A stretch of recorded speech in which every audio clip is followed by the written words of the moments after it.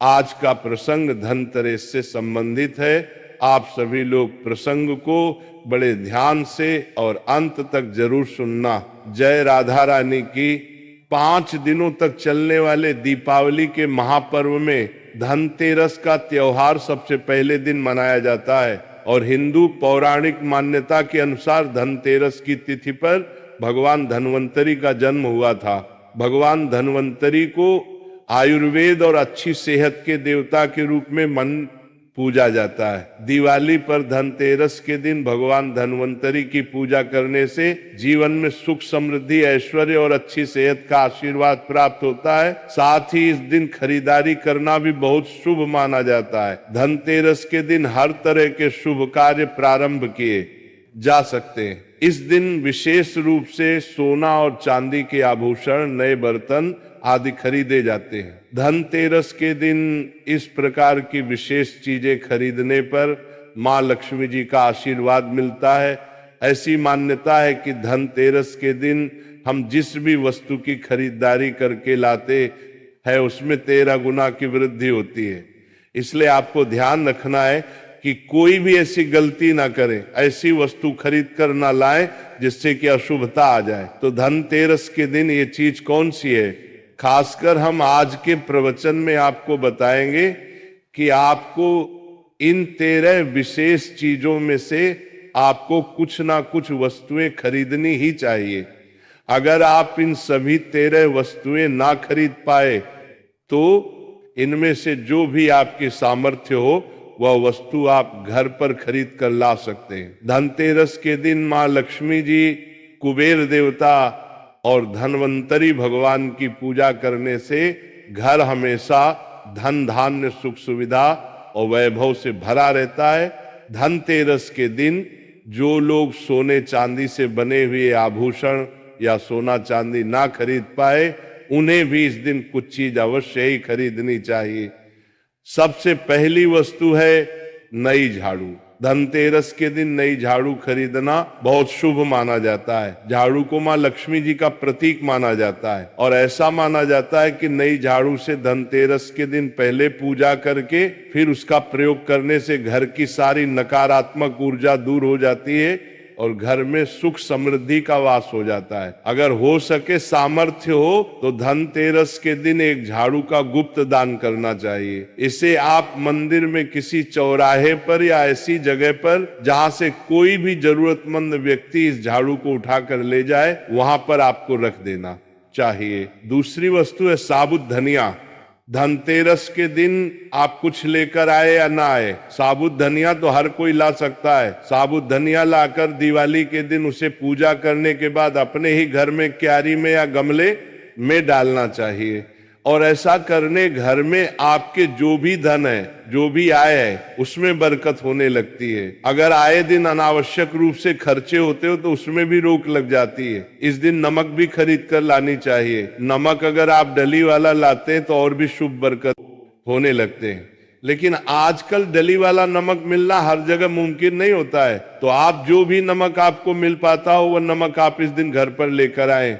धनतेरस से लेकर दीपावली के अगले दिन गोवर्धन और भाई दूज तक आप इसी नमक का प्रयोग करें और इन 5 दिनों तक लगातार आपको नमक का पोछा भी घर में लगाना चाहिए।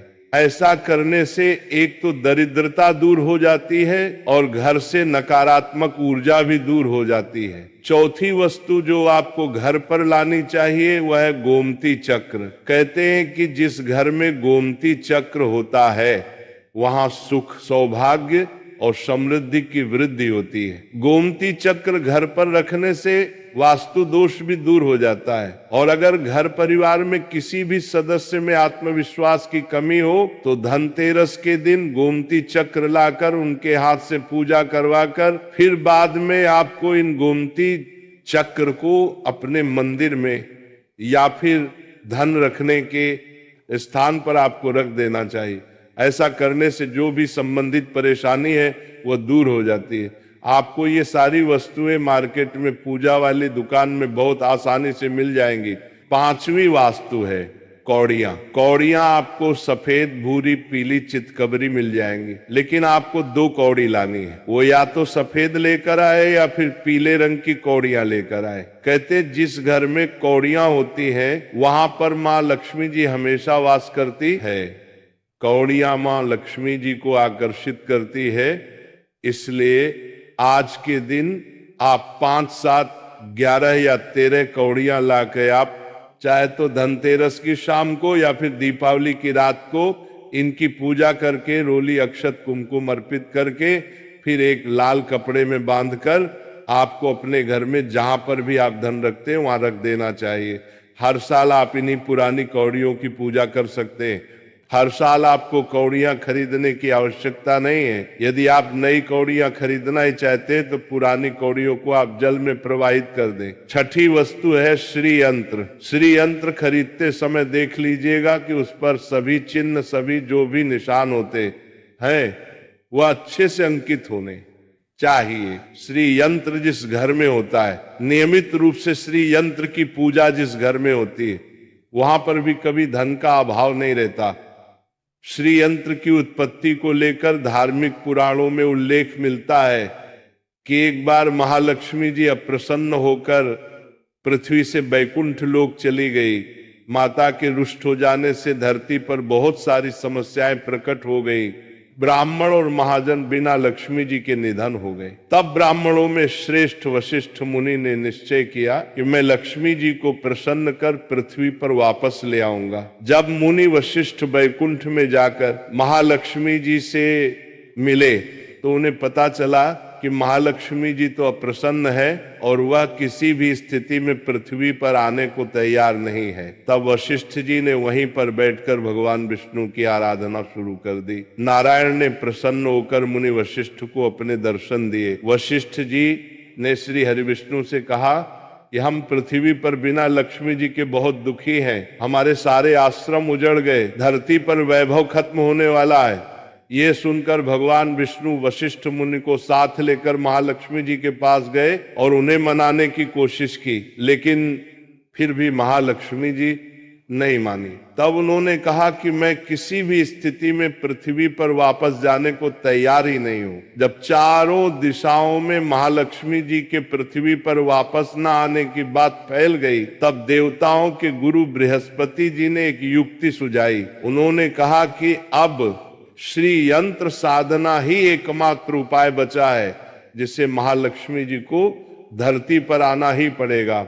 गुरु बृहस्पति जी के निर्देशों से श्री हरि ने धातु पर श्री यंत्र का निर्माण किया और उसे मंत्र सिद्ध प्राण प्रतिष्ठा युक्त करते हुए दीपावली के 2 दिन पूर्व धन त्रयोदशी को श्री यंत्र पर स्थापित करके विधि विधान से उसका पूजन किया। पूजन समाप्त होते होते माता लक्ष्मी जी को वहां आना ही पड़ा और वे बोली कि मैं किसी भी स्थिति में यहां आने के लिए तैयार नहीं थी, ये मेरा प्रण था, परंतु बृहस्पति जी की युक्ति से मुझे आना ही पड़ा। श्री यंत्र मेरा आधार है और इसी में मेरी आत्मा भी बसती है।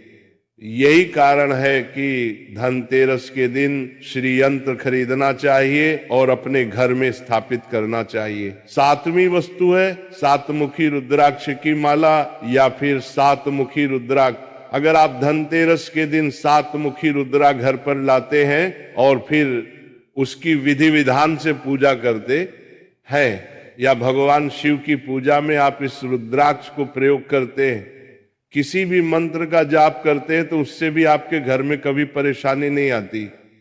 किसी प्रकार का कोई अकाल मृत्यु का भय नहीं रहता, क्योंकि दीपावली दीपों का त्योहार होता है और इस दिन अपने घर में अपने अपनी सामर्थ्य के अनुसार दीपक जलाए जाते हैं। धनतेरस के दिन भी दीप जलाने चाहिए।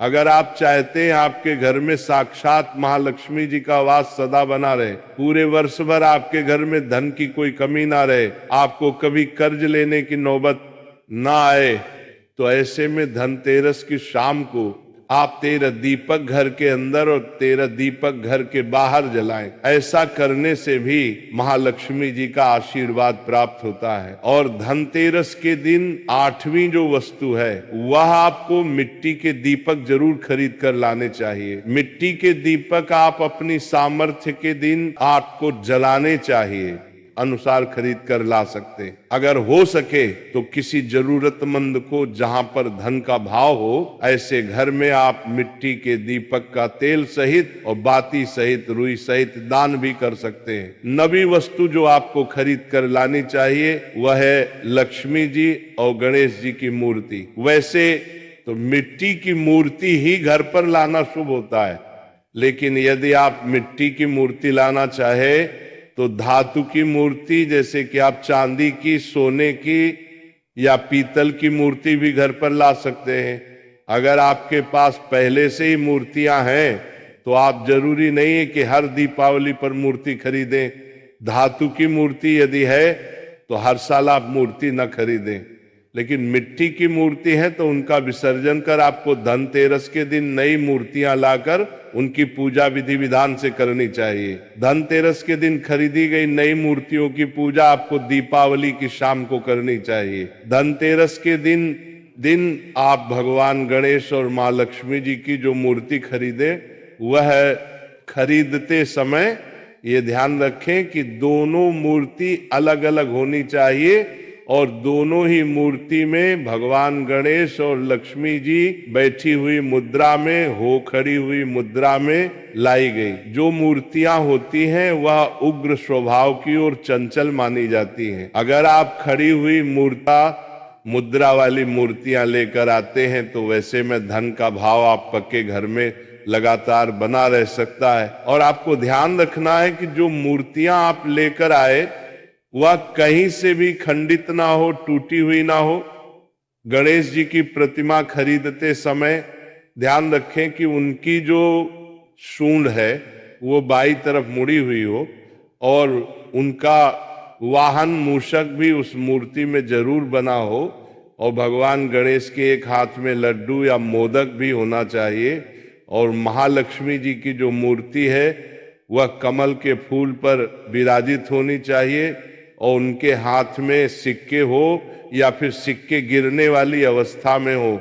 ऐसी मूर्तियां घर पर लाना बहुत शुभ होता है। बहुत से लोग आज के दिन उल्लू पर विराजमान मूर्ति या फिर तस्वीर घर पर लेकर आते हैं, लेकिन आपको हाथी या फिर कमल के फूल पर विराजमान लक्ष्मी जी की मूर्ति या तस्वीर ही घर पर लानी चाहिए। कभी भी प्लास्टिक कॉफिन दो बनने वाले हैं, लेकिन मूर्ति या घर पर लानी चाहिए। पेरिस जिसे पोप कहते हैं, प्लास्टिक की मूर्तियां इस दिन नहीं खरीदनी चाहिए और ना ही पूजा में उनका प्रयोग करना चाहिए। आप केवल मिट्टी के या फिर धातु की मूर्ति ही लेकर आए। अष्ट धातु की मूर्ति भी आप ला सकते हैं। धनतेरस के दिन आपको जो 10वीं वस्तु खरीदनी चाहिए वह कुबेर यंत्र वो आप केवल मिट्टी के धातु की मूर्ति ही लेकर आए।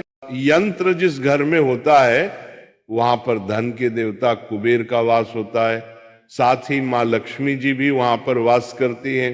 आपको उत्तर दिशा में धन कुबेर यंत्र की स्थापना करनी चाहिए।